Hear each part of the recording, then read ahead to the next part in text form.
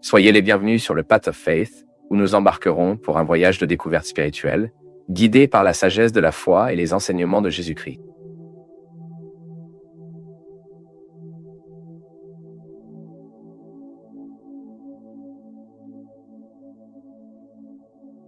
Père Fabio, j'aimerais connaître ce qui suit quand nous sommes blessés et pardonner les gens, mais au fond de nos cœurs, nous ressentons toujours une tristesse. Est-ce un signe que nous n'avons pas vraiment pardonné? Maria, le pardon n'est pas et ne peut pas effacer en nous, tout de suite, les blessures que la réalité nous ont provoquées. Pardon, nous ne savons pas quand il a commencé, nous savons. C'est à ce moment-là que nous avons réalisé que nos cœurs sont déjà disposés à faire un pas vers celui qui nous a blessés. Bien que vous ressentiez une résistance, c'est parce que vous n'êtes pas encore disposé à pardonner. Saint Augustine a également déclaré que même pour que nous pardonnons, pour reconnaître une erreur, nous devons déjà être sous l'afflux de grâce. Je dois déjà être sous l'influence de la grâce de Dieu pour pouvoir reconnaître mes erreurs. Quand je marche vers quelqu'un, je commence un processus là-bas. Il se peut que dans cette demande de pardon, je ne peux toujours pas sortir de mon cœur tout ce que l'autre a causé de mal en moi. Ce n'est donc pas un problème pardonnant, et vous vous rendez toujours compte que la blessure continue de faire mal en vous. C'est un signe que votre cœur est encore blessé. Vous avez déjà offert le pardon, vous avez déjà parlé, avez fait cette expérience de confrontation que j'aime à dire le pardon et demande la confrontation. Nous devons se mettre la réalité qui nous a blessés. Nous avons le droit de dire à l'autre ce qui nous a fait mal, ce qui nous a fait mal.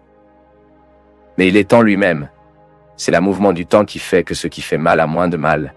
Et c'est intéressant parce que lorsque je pardonne, Dieu agit très puissamment en moi.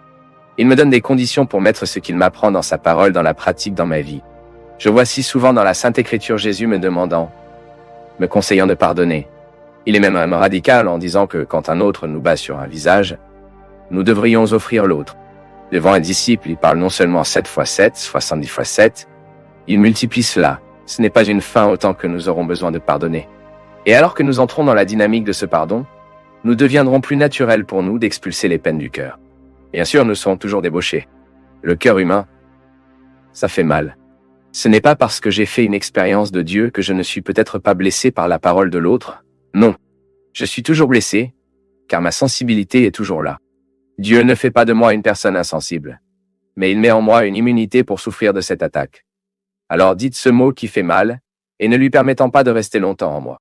Donc chaque fois que je sens que même si j'ai pardonné, je continue de ressentir de la tristesse en moi. Parfois, je continue de penser que nous, parce que nous sommes impliqués dans beaucoup de pression, nous avons perdu le don de l'immobilité, du silence. Et souvent, nous avons du mal à pardonner et à expulser les blessures de nos cœurs parce que nous manquons de cette expérience de silence. C'est-à-dire lorsque vous métabolisez le vaccin contre l'immunité que la prière nous donne. Parce que lorsque vous vaccinez un enfant contre la grippe, par exemple, nous venons en hiver. Dans un instant, nous allons tous chercher un poste de santé. Les personnes âgées et les enfants vaccinons gratuitement. Nous paierons pour obtenir le vaccin parce que nous voulons être exempts de virus. Mais il y a un temps entre le jour où je prends le vaccin et le moment où cela m'a fait un effet sur moi. Ce n'est pas comment ça marche. Le corps prend du temps pour métaboliser le vaccin qui a été injecté dans mon brassard, la substance qui a été renversée pour me provoquer une réaction d'immunité. Donc, dans cette fenêtre, il y a des vaccins dont vous avez besoin de 10 jours pour qu'elles prennent effectivement. Il y a des vaccins que les périodes sont plus longues, 2, 3, 4 mois. Le vaccin contre l'hépatite B, par exemple, vous devez faire 3 doses dans les 6 mois pour que vous soyez vraiment protégé. Ah, je passe ici au poste. Je prends le vaccin contre la grippe et je pars déjà que je suis immunisé. Non, nous prenons le temps de devenir immunisé parce que le corps a besoin de ce temps pour absorber le vaccin.